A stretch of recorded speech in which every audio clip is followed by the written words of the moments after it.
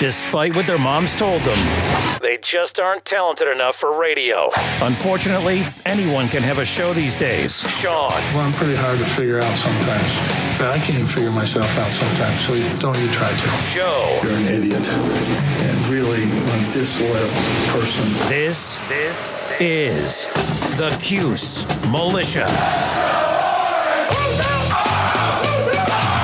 Now, those two unapologetically biased, orange-blooded homers, Sean and Joe. It's the most bullshit thing I've seen in 30 years. Welcome, orange men and ladies. Happy Monday. How could I forget that it was Monday? This is the Cuse Militia with Sean and Joe at Cuse Militia on the socials. Go there, join the militia. Live on Twitter X Spaces at some point today. And of course, as you all know, we missed a game. And like I said, that's going to happen here and there throughout basketball season. Basketball season's tough. It's the toughest part of the year, especially going into the spring for me particularly. So, anyways, this isn't our day job, is my point. So since we can briefly, I mean, I've got about 3 things to say about Duke, and we can, that's so over and done with. I'm sure everybody's probably forgotten about it, but just a couple of notes in regards to some of the 2024 class. There was this Marcellus Barnes that committed over the weekend, 4-star guy, DB.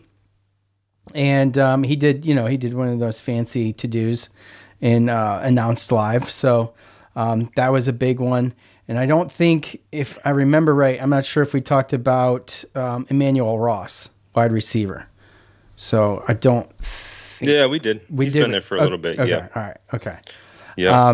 So, still racking them up and knocking them back. Old Fran is on the camp in the recruiting trail. So, anyways, I was gonna say we got a couple of them, right? Campaign trail, but I'm sure he'd get all of Syracuse to vote for him, no matter what that's about. Yeah. So I think the last guy we talked about was Joshua Miller, right? The last guy that was a transfer though. So yes, yeah, that was the last transfer we talked about was Joshua Miller, and then there's. Were you about to starting to talk about transfers? Were you about to get into that? There's Weatherspoon, Deion Wilson Jr., and then Deuce Chestnut came back, obviously, and Deuce Chestnut one for me is a little bit. I like it, of course. I mean, the dude's talented, and I just don't know why he left to begin with. Because he could have been. Because we talked about this when it happened. We talked about this. Earlier this year, we talked about this when, and here's another thing.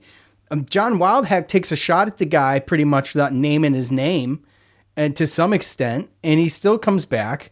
I mean, that just goes to show you, on one hand, the power of Fran, but the other thing is what transpired to even ignite the flame under his ass to hightail it out of here? I mean, was it had to have been an NIL money or something to that regard? I got to imagine. Didn't play a lot. He went to LSU, right? Didn't play a lot.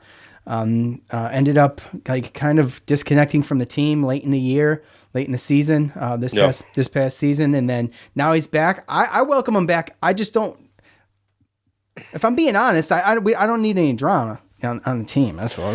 Yeah, I mean, and I get that point, because I think that we did speculate a little bit with that, because obviously we know that he was kind of involved in what transpired with the LaQuinn Allen thing, with that story when that came out, right? It was almost immediate transfer. And then, we assumed he went for the NIL money, and, I think this is just one of those things where grass sometimes isn't always greener, and sometimes, he was closer to home.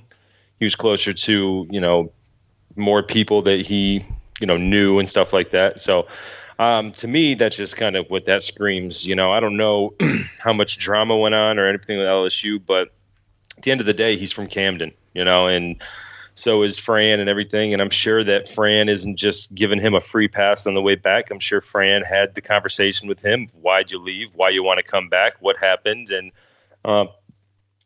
we have talented secondary. We brought in guys.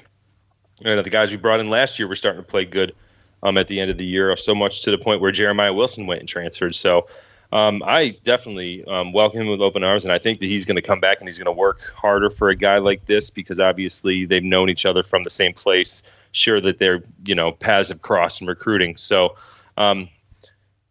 and I definitely would be willing to bet Fran Brown didn't promise a starting spot. Almost, I make him come back, make him work for it. He's got some things that he's got to work back to, but yeah, I definitely welcome him in open arms, especially, it just makes that room talented. So, and as far as when it comes to drama, I think these coaches are going to be able to nip it in the bud. So, yeah, just coming back to more people that he knows, more, people from New Jersey and people he has relationships with. So hopefully that works out. I think all in all, it will have to. I don't think Fran Brown's the kind of guy who's going to put up with any extracurricular, and, there's going to be some more discipline. And, I think Dino talked a really good game with the kind of not necessarily discipline, but like culture or like Ohana and this and that. Yep. But at the end of the day, I don't think there was a ton of discipline in regards to, I'm just speculating, but I'm speculating based off of what we see. Right. So, and I think that there's a lot of people too that will directly correlate mistakes and penalties on the field with that as well. Right. Well, yeah. So, ad nauseum, we talked about that. Sure. Yeah. So, I that's a fair assessment.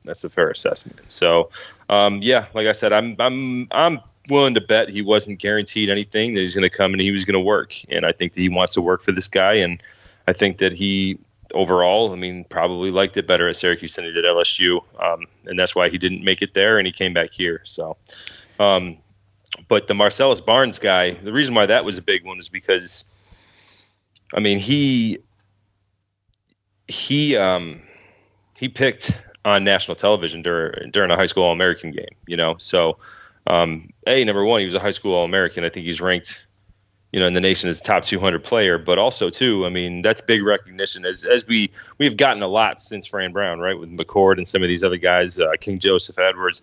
But to be on live TV and have Syracuse's hat next to Ole Miss and Georgia and this guy pick him, I think that's a big deal. So, definitely welcome him into onto the team. And, also, this past weekend, we had visits with a bunch of offensive and defensive linemen. I know that they were talking about it on I think Brian Higgins' show, and Mike McAllister came on, and they said something like there was like a combined 2,300 pounds of offensive and defensive linemen that visited this week. But before that, we did get Demetrius Witherspoon, transfer offensive lineman. This dude's huge, right? He doesn't have 6'7", 335. From Howard? Is that where he's from? Yep, he's from Howard. Kind of looks like the Buffalo Bills, but it looks identical to the Buffalo Bills logo. What do you mean, kinda? Right. So, but this guy, obviously, this is something that we need. We've seen how he's hit the portal, and Fadil Diggs, another guy we're about to talk to, Tank Wilson Jr. But yeah, Demetrius Wilson, he's 6'7", 335, and he was an HBCU All-American. So he was the best of the best. And I know that it's a lower level of competition, but there's guys that can play 3-4 years there, grow, and then be good enough to come up to the Power 5 and contribute. So I think that's a big get, and especially adding that depth and that experience. And then again, we got Fadil Diggs, big guy from Texas A&M, but Tank Wilson Jr. From New Mexico State, another transfer. He's a D lineman, and he's 6'5", 300 pounds. That's a big boy. And we always talked about how we had to play some of these gimmicky, 3-3-5, and how it's tough to get, recruit offense and defensive line, especially up in Syracuse. And now we're starting to finally see Fran Brown kind of hit those areas. And we talked about it too, right? Like, you're going to get Kyle McCord, you better get some guys to help. So bringing in the Joshua Millers and the Weatherspoons on offense and the Tank Wilsons and the Fadil Diggs on defense, that's instantly giving us, size that we really haven't had in those positions for quite some time. So, 6'5", 300 pounds on the line. It's a big boy. Yeah, obviously that's going to help. And, it'd be interesting to see what gets put together. Like I said, it's going to be hard to wait. Yeah. You know what I mean? I wish almost that Yeah. I'm going to enjoy my summer and all of that stuff. Yeah, absolutely. And I mean, this is one of the more exciting classes. You look at Fran Brown. I mean, if you look, and obviously we know that numbers ultimately don't mean anything. They got to come in and they got to produce, and they got to work for it. But 7 out of the 8 of our highest ranked recruits have come from Fran Brown in less than a month and a half of him being here. So, well, if I'm going to play devil's advocate with that, the guy was recruiting, has been recruiting, he hasn't stopped recruiting just because, I mean, you have to expect a level of some of that to follow him no matter where he went. Oh, 100%. Plus the excitement, you know, and you have Elijah Robinson come from Texas A&M too, who obviously is a great recruiter. So you get those guys. You had a lot of things in motion that, contribute to a lot of things in a little amount of time, because these things have been being worked on long before he even probably knew he was coming to Syracuse. So, and for the both of them. That's what you do as a recruiter, right? Well, I mean, as a recruiter, you're freshmen and sophomores in high school, you're going in there and you're creating, relationships with these kids, getting them to trust you, eventually getting their parents and the people around them to trust you, that you're the one that's going to be able to take care of them at the next level and, get them to where they need to be success-wise, whether that's prepping them for the NFL or prepping them for life. And obviously, with Elijah Robinson and Fran Brown, even Nick Williams to a certain point, that's what they have. That's what they've been doing. And obviously you can see the momentum and obviously the fact of them being on the road and having these relationships. You can see, obviously, we are definitely getting the fruits of that labor right now. So, yeah, absolutely. So the Syracuse at Duke debacle, I mean, if you want to call it that, I can call it that, I think. We always, the trite tale of two halves, only in a negative way, right? I mean, Syracuse plays an absolutely stellar first half, right? There was some mistakes. There was enough turnovers there where you can point a lot of fingers. There was some issues there, but at the end of the day, Duke wasn't hitting threes. And also, Filipowski was shut down.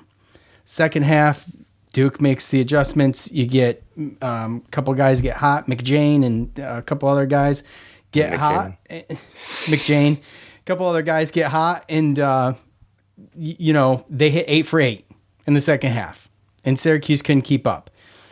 And I think every team, if you want to, lose their composure slightly, speeding the game up on themselves, create more turnovers.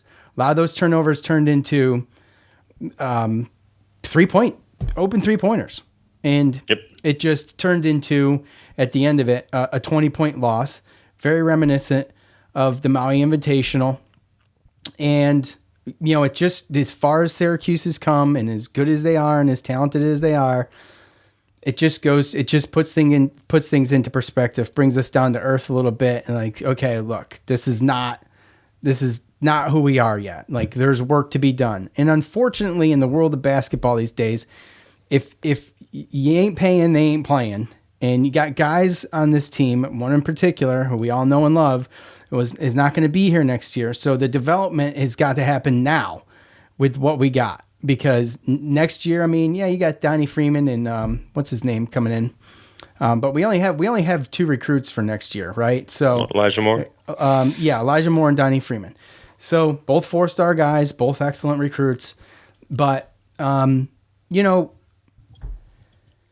still think this is a tournament team. It's going to be interesting to see. We're just about halfway through the season too already.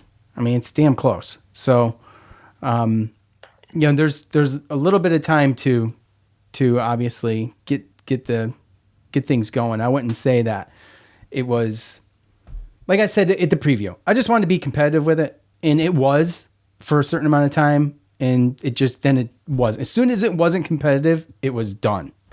And you saw the train just, go straight off the tracks. And it's unfortunate, but I guess because I had higher expectations, that's why I was a little upset about it. But to be expected, I think, at this point against that team in that arena.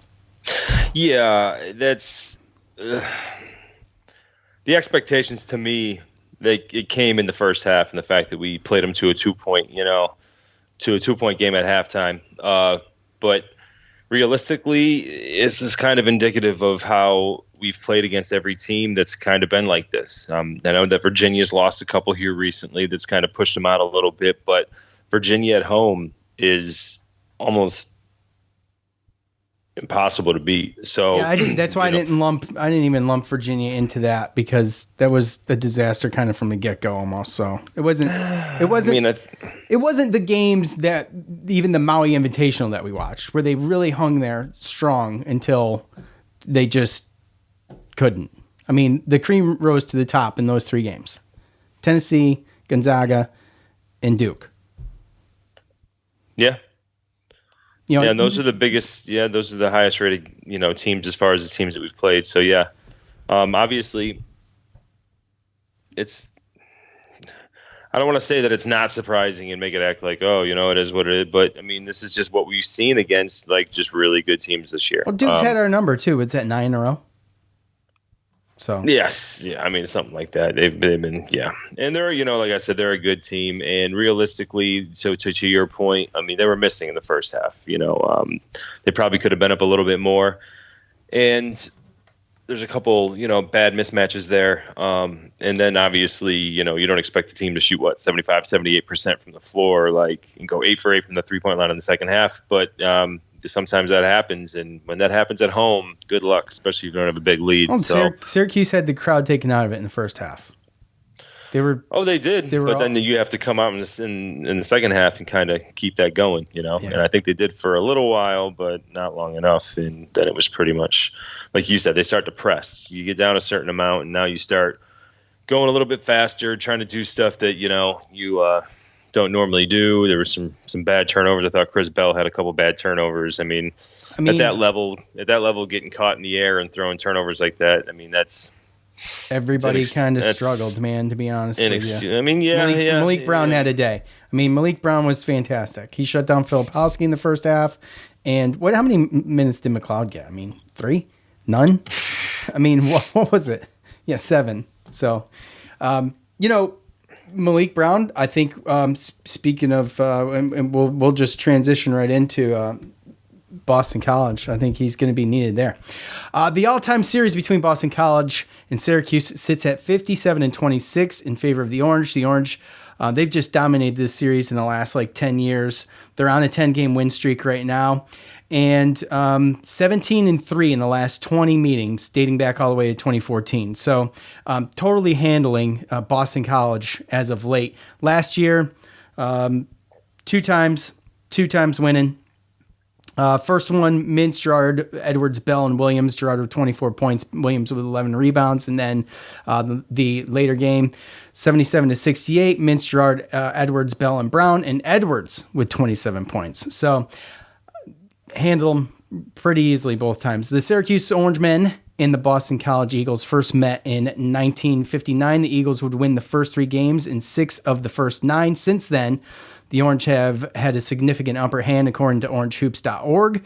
The 2 teams met 8 times in the Big East tournament, with Syracuse leading the series 5-3. The 2 teams had 6 seasons where they played each other 3 times in 1 year. Overall, Syracuse and Boston College were 34-17 in Big East games. And this is why I love these games. I love the Pitt games. I love the Boston College games still. And that's what pains me when we talk about breaking out of the ACC and doing something else. We still at least have some of this familiarity from the old Big East schools. So Boston College, they're going to play about 8 guys or so for the most part. You'll have 4 guys averaging double digits coming into this game for BC. That group's led by 5th-year senior 7-foot forward Quentin Post in his 3rd year with Boston College. He was a transfer from Mississippi State a couple years ago. He's averaging 18 points a game, an obvious problem down low for the Orange, but an even bigger problem is that he can shoot, and that was what I was alluding to with Brown. Probably going to see some more minutes out of him again against Boston College. Currently, 21 for 45 from 3 is Post, and that's good enough for 46.7%. Another problem, Charleston Southern transfer Claudel Harris, 6'3" junior guard. He's averaging 15.5 points a game. This is his first year with the BC squad. He's another guy that can hit from outside. 34 for 75 on the year so far, good enough for 45.3% from behind the arc. So, when we've talked, I mean, just seeing what Malik Brown has done so far this year against big guys, I'm pretty impressed so far. He hasn't been handled down there as badly as he could or would, or maybe should be in some cases. But the outside shooting again, Boston College has got some of that, and they don't really have like this anything that really sticks out to me on their schedule as far as wins. I mean, nothing. I mean, I could be wrong, Joe, but I don't see anything. They took NC State into overtime, and lost. NC State's been pretty good this year. No, I know. That's what I'm saying. They took them into overtime and lost 84-78. What's funny is they also played Wake Forest and lost 84-78. So both of their ACC losses. The one win came against Georgia Tech this past weekend, but both of their losses were 84-78 losses. So they did grab their first ACC win this past Saturday. And, in the net, BC's 74. So at home, this is going to be a quad 2 game. Again, this is a quad 1 game for Boston College on the road. So another quad 2 game, which is another something to keep an eye on. And when Joe and I were just talking before we came on, Oregon's one spot away from becoming a quad 1 win. If Oregon can, we need to root for Oregon.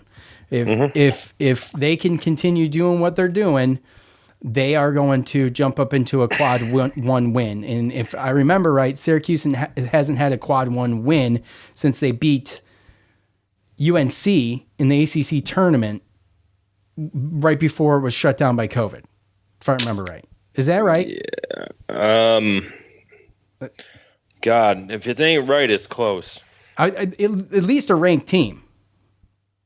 I would have to look, but I just remember that being their last big win, and then everything was shut down, and that's why it's stuck in my head, because we were about to play Louisville and win the ACC tournament. That's what was about to happen, and it got shut down. So anyway, Joe, with what I said, I mean, you could add a couple other guys into the mix here, whatever you think, but give me your thoughts on, first of all, the guys that can shoot, because that tends to be our problem. And, obviously we got home field advantage, and it's Boston College, and we've had their number. We've beat them. Did I say, was it 10 times in a row so far? That was 9 or 10. You said it's 10 times in a row now, but 17 out of the last 20. So they're tired of us winning too, by the way. And they've got a decent team. And like I said, there's not a glaring win on here, but that doesn't mean they're not talented. And that's kind of where I was going to go with it, because they actually do have a quad 1 win against St. John's. Oh, so gosh, you're kidding me. Yeah. So actually, they have a quad 1 win and we don't. So yeah. But when you look at the net rankings, though, we are 0-4 in quad 1 games, but we are 2-0 in quad 2, and I think we're 5-0 or 4-0 in quad 3 and 2-0 in quad 4. So the only losses that we've had are from quad 1 teams. You flip it on Boston College, they're 1-1 in quad 1, but they're 1-2 in quad 2, and they're 3-1 in quad 3, then 5-0 in quad 4. So half their wins have been against quad 4 teams, and they have a loss all the way down to quad 3.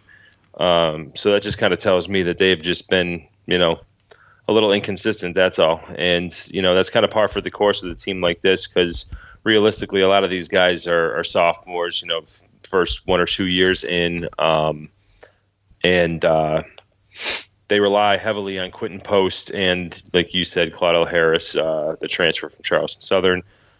He was averaging 17 points over Charleston Southern last year. So he's a junior, Quentin Post, fifth-year senior. So those guys are your experience. Jaden Zachary's been there a while. He's got some experience. But after that, it's just a lot of guys stepping up into new roles. Devin McLaughlin just had 30 points against Georgia Tech to come back and win on Saturday. Donald Hand Jr., Prince Alegbe, Mason Madsen, who a couple years ago transferred from Cincinnati. He can shoot every once in a while. But like you said, they're only going to bring in 8 guys, and they're not like a huge or a tall team. But just even looking at like a Quentin Post, one thing I noticed is that he is second on the team as far as average assists per game. So the offense runs through the Jaden Zachary's and the Quentin Posts, and then, they expect Claudel Harris to help score. But then again, you get somebody like Devin McLaughlin who's averaging 10 points a game and he gets 30, then, you're going to end up winning a game like that against Georgia Tech. They ended up shooting 12 of 23 from the 3-point line. So again, yeah. So, it's just one of those things where I don't know if we know what kind of Boston College team we're going to get. Like you said, they're improved. They're much improved, but they are young and they're Boston College. And they're Boston College. Yeah, I mean, they can beat us is what I'm saying. They have the talent to show up and beat us if we lay an egg. But to me, when I look at their net ranking and game to game, it's kind of up and down, not consistent. Versus when you look at Syracuse, it's like, okay, well, unless we're playing, I mean, I'm looking at it as a Syracuse fan, like unless we're playing like a tournament team, then I'm expecting to win at this point. So that's kind of where I'm at with that. Yeah, I mean, I would tend to agree. I think it's going to come down. The year is going to come down to whether or not Syracuse can defend the 3-point line. They've done Malik Brown has done a pretty good job of doing what he does down low. I mean, he had a huge game against Duke. I mean, those are the points in the paint, and what he does defensively is pretty damn good. And it's not easy to do it all. And unfortunately, these days in college basketball, and you're a big man, you got to do it all. Yeah, and that's why McLeod is just not getting the minutes right now. He's just a rim protector. That used to be all you needed to do back in the day. Mm-hmm. It's not the case anymore. You've got to be a Filipowski. You got to be a Quentin Post. You got to be a PJ Hall. PJ Hall. Yeah, you've got to have it all, and defensively as well. It's like the most complete package is your center now, right? Or your big forward or whatever.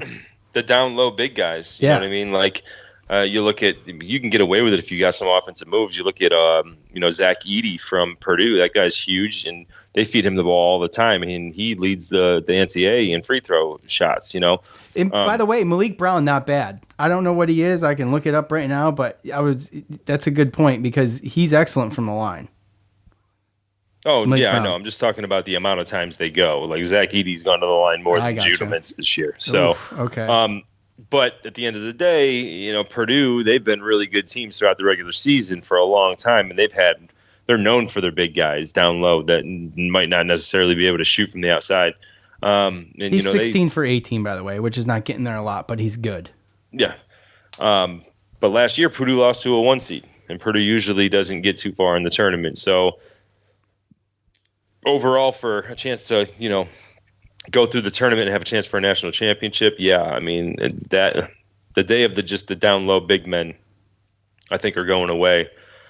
And they have to do a little bit more. And when you do have those players that can stretch the floor, then it just makes it that much more difficult, as you can see a la our situation. Because anytime we play somebody that can stretch the floor and shoot threes, it's going to be tough to justify having Naheem McLeod on the floor.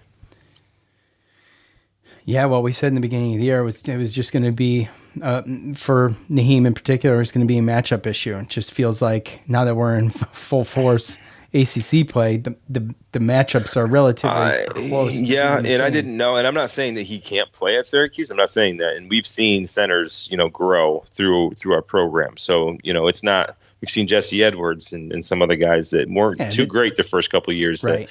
But Jesse Edwards is not usually, getting back on a 3-point shooter or coming up on a 3-point shooter either. Well, we don't know, right? He played zone the whole time, and that was my whole point. Was when we got Naheem McLeod, I wasn't sold at that point that we weren't going to be playing 2-3 zone, because I'm thinking to myself, like, I don't know how he's going to help us man to man if we're going to be playing man to man. So when we picked him up, I thought we were going to play a lot more man or 2-3 zone than we actually are. And now that I see that we're not, I mean, I feel like he would be a perfect center for a 2-3 zone. Yeah, but I mean, right now it's just, you play against these type of centers that are athletic and can dribble and drive and shoot threes. That's tough for a guy like Naheem. Yeah, well, it's going to be another game where I think we're going to be puckered up. But being at home, I like to see this one at home, by the way. I mean, they're going to play again. And not only that, but as the ACC play continues, you got Boston College, North Carolina, and then we're going back to Pitt to play them. So, of course, they want revenge. We handled them pretty good. And it doesn't get any easier. So, no. It doesn't. We play Clemson still twice to go. UNC again. We're going to have to play Boston College twice. I mean, it's brutal. And all of the breaks and all that's done. It's pretty much pedal to the metal now. Except for no, I mean it's pretty much pedal to the metal. I mean we're going to be getting after it.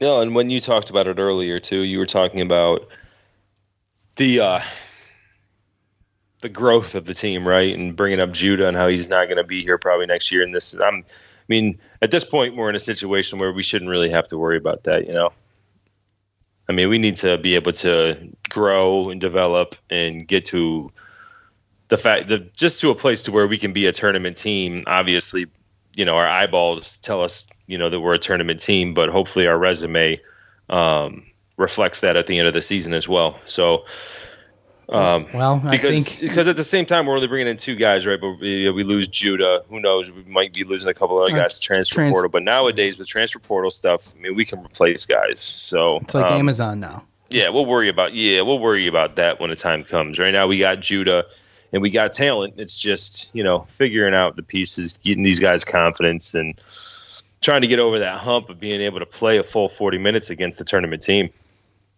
Yeah, being able to hang with the blue chips, and right.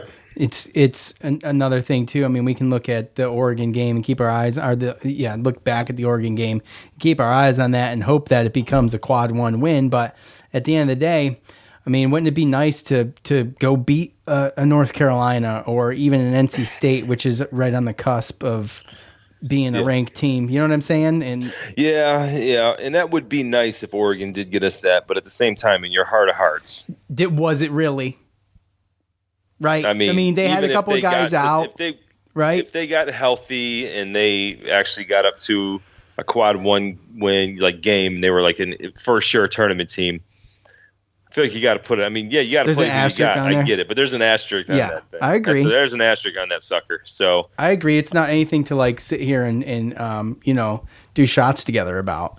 Yeah, no, we won, and I'll take the W. And I mean, quads, they don't look at that type of stuff, and on paper, we got a quad 1 win. But yeah, and it's quad season. We're in quad season now, so it's something to keep an eye on. LSU was another one that had a big jump after beating, I think, Texas A&M, right? And then, so they're far enough behind right now where they've got a ways to go. But it would just be nice, I'm saying, to grab one outright, from the get, because you beat a Clemson, an NC State, or a UNC, and that's going to be a quad 1 win for the rest of the season, most likely. I mean, it's not something you got to be like, oh well, North Carolina, what happened to them? You know what I'm saying? Yeah. So, anyways, all right, Joe, let's go ahead. Let's do the old rigmarole here real quick. I don't even have last week's. I must have tossed them. Anyways, we were both really wrong because we had the game within I think I had it within 6. My guess was within 1 point. Okay, yeah, well, that's not good. Look, at home, I'm expecting damn halftime. I'm expecting Syracuse to show up. I'm expecting Syracuse to keep the win streak alive against Boston College, and no one sucks as bad as Boston College except for Pitt. So, it sucks to suck. I think that Syracuse handles Boston College at home. This is, especially in football, has been heating up, and I'd like to see it continue with basketball. But I'm going to go ahead and I'm going to say Syracuse 82-78. Syracuse. Oh, pretty good one. Damn, you think we're in the 80s? I mean, why not? Home game. Joe had Duke. Yeah, that's right. Listen, David, do you write these down, bro? This dude's got a memory like an elephant. He said Joe had 79-78. Joe had 79-78. Sean had 85-78. So I thought I had a 6-point spread. I had a 7-point spread. So my bad. You win. Way to keep us honest, David. It's my guy right there. What do you got, Joe? Spit it out. So I don't even need to write these down apparently. So statistically, yeah, I know. Right? Statistically, I think we're pretty close when you look at the metrics. So yeah, I mean, this is weird because it's a game where it could easily be close, like you say, or I think there's a way that we could win this by double digits. You know what I mean? So, but I think that this is a pretty good matchup for us, considering that Boston College's offense is better than their defense. Our defense is better than our offense. So I think that we'll be able to get some guys going on offense that haven't been able to get going against teams like Duke and Virginia and stuff like that. So, I mean, Bell and Taylor, we're waiting for Bell and Taylor to come back. I mean, I'm waiting for them to come back to 3-point land. I mean, yeah, because if they don't, who's gonna? Nobody. Be my guess. Oh yeah, last week Quadir had two threes and that led the team. Yeah, I mean, I think what was it? Quadir. That's not doing it. Quadir hit one, Malik hit one, and Starling hit one. Starling's an option there. Starling's been okay there. He's been getting a little bit better. But I mean, 1, 2, and 3. That's not going to cut the mustard, bro. Yeah, but I think I'm right there with you. We need to stop Quentin Poston. I know Jaden Zachary last year kind of gave Judah fits, and he can kind of get in his head a little bit. But I think Judah's grown and gotten, matured a little bit more. But yeah, dude, I'm kind of right there with you. I'm going to go a little bit lower though. I'm going to go Syracuse 78, Boston College 71. Okay, all right. Look, we'll try to get back here Thursday. Talk about Boston College. Talk about UNC. I thought we were going to get back here. I don't even remember what it was, Joe. Last Monday? I don't even remember. Anyways, it doesn't matter. It's a week off. We had stuff going on. I had this is our first show with 2024. To the Carolina Panthers. Well, that's right. We were supposed to go yesterday, and Joe had better things to do, apparently. Well, I mean, I'll tell you, it's fun to go with your, the work when they got the, the box, the all you can eat and drink situation and great seats. But Carolina's just awful. And that was like the most boring game, I think, on TV yesterday. There wasn't even a touchdown. It was 9-0. Someone fumble out of the end zone. Did that happen? Thought I saw that. Yeah. DJ Chark for Carolina. Yeah, he was going into it ended up being a touchback, but he was going into that's what it becomes. The end zone, and he fumbled into the end zone, and defense got the ball, and it was touchback. And then there was a touchdown later on. The Carolina they got called back for like a holding or a false. I don't know. Something stupid. I watched about 2 seconds of that game, and I watched Jets and the Patriots. Oh, real quick. Well, I watched the Jets and the Patriots just for fun because it was Snowball 2024. Yeah. But I was looking and I was rooting for my Bills last night really hard, Joe. And my guy Josh Allen, he didn't look so good. But defense came through. Apparently, I shut it off. But anyway, not because I was mad. I was tired. Not that I even really care. But okay. anyway, I'm tying it in like this. I wanted Buffalo to win that game so bad because I've got Steelers. Remember, didn't I mention to you the Steelers fans at work? Didn't I say this on the air like not that long ago? Like last time we were here? I got Steelers fans at work. So if Buffalo beat Miami, not only do they clinch the AFC East, and I have one of my warehouse manager is a Patriots fan, but they clinched the AFC East, right? So now they get to host Pittsburgh.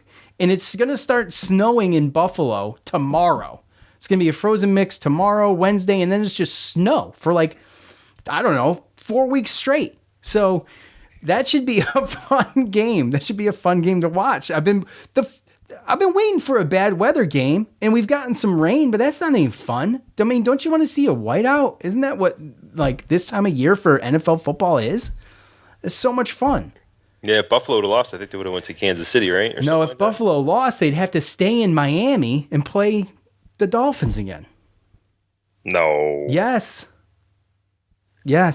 Almost positive. That's what I saw yesterday. But no, who's Kansas City getting instead? I can't remember. Miami. Okay. All right. At Miami. That's why I thought. No, it's at Kansas City. Oh, you're right. It is because Kansas City won the West. Okay. Right. Yes. Yeah. And I'm pretty sure there's. Well, I don't know. Stand in Kansas City, but anyway, it was a fun day of football yesterday. Kinda, the Raiders taking care of the Broncos for like the 8th time in a row, which is awesome. And Giants beat the Eagles. Giants beat the Eagles. That was hilarious. I was even rooting a little bit for some Tyrod Taylor. And hey, look, I want to bet at work. So that was Did fun. you? Oh, I won fantasy football over the weekend. I beat my son. I whooped his ass. I scored more points in that game than I scored the whole season in any other game. Yeah, I lost both my You semifinal, or I lost in the championship. Sorry, in both of them. I came in second place, but anyways, yeah, no, it was going to the game. It was fun. It was my first NFL game in a suite. Kind of got the VIP treatment or whatever. But again, there was no touchdowns. It was all just this 3 field goals, 9-0. Plus, you don't have a rooting interest really, so it's like well, and on top you're of just that, there it's for food and beer. Charlotte is like 3 hours from here, so it's like, we met up at like 9:30 in the morning, and I didn't get home until almost 8. So yeah, it's a long day. A long day on a Sunday when you're just going right back to work the next day. So yeah, which I just thought you were going to call out today. That's why I said I can do it whenever. I figured you were going to be home. No, I was good. All right, it's good. I had to drive, so I hear you. And I am going to the North Carolina game this Saturday too. You are. I am. Okay. All right. Thanks for the invite. Appreciate that. I could be there in 3 hours. Long story. Could be there in 3 hours. I could be there in 3 hours. It wasn't my decision. Oh boy. I had an old Army buddy that's from Syracuse, but you didn't know each other until basic training. And last time he came down to Raleigh, I kind of flaked on him. We didn't really hang out. He had some stuff going on, and he hit me up, and he was just like, dude, we're coming down. I got a group of friends. We're going to the UNC game, and I got you a ticket because you're coming. So, well, that should be fun. I hope that you can send some well wishes there for a W, because the last time you went to UNC, we got smoked. You can say me, but you went too, buddy. We left at halftime, bro. It was a whole day trip for me. I left at halftime. Hey, look, anyway. I mean, like you said, UNC's not going anywhere. So, in my opinion right now, I've obviously, it's been, I haven't been to the Dean Dome, so I want to go. Obviously, bucket list type stuff with us going to away games, right? So, yeah. But my expectations are exactly what I said, unless, that could be the next game they could change it. But that's a top 10 team going to the tournament, and we've seen what we've done against those type of teams. So, yeah, hopefully that could be changes. something different, but. Yeah. Yeah, I mean, I'm going for the experience. Well, I mean, that's why you always go. Let's be honest. Right. So it's all about memories and having a good time. It's just the icing on the cake if your team wins. So anyway, That is going to do it for us. Not going to make any promises, but we will try to get back here as soon as we can. I know some people were happy. They thought this show was ending, but no, I'm sorry. We're still around, at least for now. Sorry to disappoint. We'll see you when we see you. For Joe, I'm Sean. We're out. Peace.